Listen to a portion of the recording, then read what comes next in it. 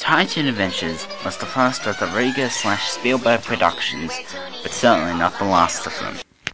Towards the end of Tiny Toons, Spielberg and Ruegger had created another collaboration called Animaniacs. This cartoon was a massive success when it premiered on Fox Kids, later airing on WB, and started one of the very first internet fandom cultures, and still, to this day, its fans still remain very passionate over it.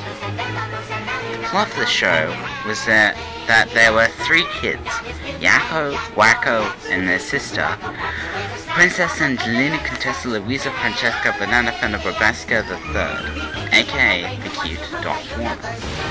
These characters were chronologically created in the 1930s to make their cartoons funnier. The cartoons funnier of Warner Brothers.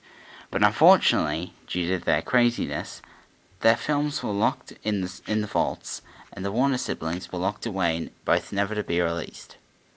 We then cut to the 1990s, where they somehow managed to escape, thus leading to their adventures, or episodes, they go through. Yakko Warner was voiced by Rob Paulsen, who had also voiced Dr. Scratch and Sniff on Animaniacs, and Pinky from Pinky and the Brain. Wacko Warner was voiced by Jess Arnell, who ironically would voice Captain Hero on Drawn Together. Dot Warner was voiced by Jess McNeil, whom would also voice other characters for Animaniacs. The humour of Animaniacs was pretty much, well, slapstick humour. For example, one of their classic gags was when someone got an anvil on their head, much like the Anvil song. An anvil's black and shiny, it's very heavy too. So what's up, my chubby friend? Or one will fall on you. On me? That wasn't pretty, but it had to be done. It's made of solid iron. It weighs a ton or two. We know you'd like to meet it. It wants to meet you too.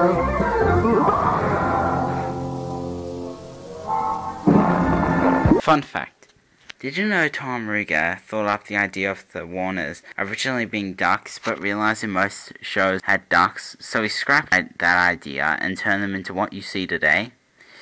I'm not sure if that would have been a great idea for them to be ducks, but oh well. The music was also done by Richard Stone, and every music score was also done to absolute perfection. Every bit of music was so good, you'd be singing the theme song while going somewhere. It is that good. This show had its own set of lovable characters.